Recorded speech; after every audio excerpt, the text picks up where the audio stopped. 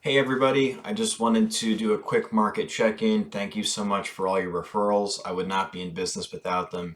If you know anyone looking to buy or sell anything at all, you guys know where to find me, and I appreciate it very much.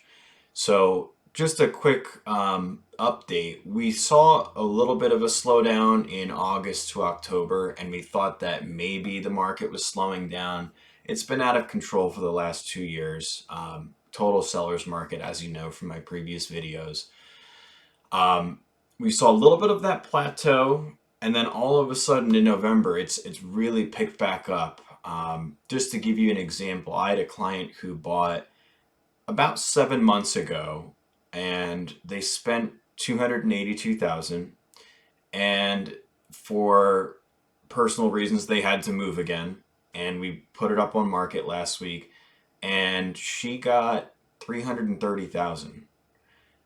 That's a $50,000 increase, and they made no improvements really. They redecorated, and that was about it.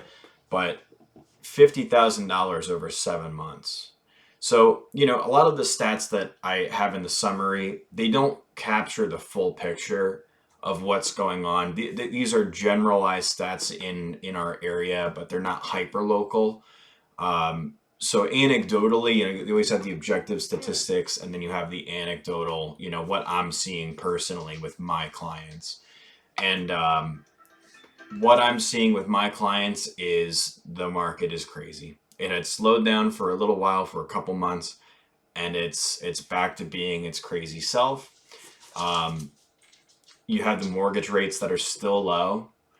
Supply is still low. Everyone always keeps wondering, when is it going to stop, and the answer is we just don't know. I mean, I think more than likely it will eventually stabilize, and I think it may be sort of starting to plateau, but it's plateauing at such a high level. Like, I attach this chart, if you look at the chart, it'll show in the blue line, coronavirus around April. That's when coronavirus first hit, and there's that huge dip, and then there's that huge spike mid-May going into the summer, and it's pretty much stayed at that level. If you look at the orange line, it dipped down a little bit and then climbed back up, and then it's come down about 10%. So year over year, 10% decrease. But even though it's a decrease at the rate, you know, it's still overall upward pressure on prices. So, I don't know when it's going to end. If you're thinking about moving, even if you just moved a couple years ago, um, and you're thinking maybe you want to downsize, or you want to, I don't know, move out of state. I've had a lot of people move to Colorado, a lot of people move to Texas or Florida. Maybe you work remote, if you're thinking about doing something like that, let me know. If you're thinking about, maybe you needed more space than you thought you did, let me know.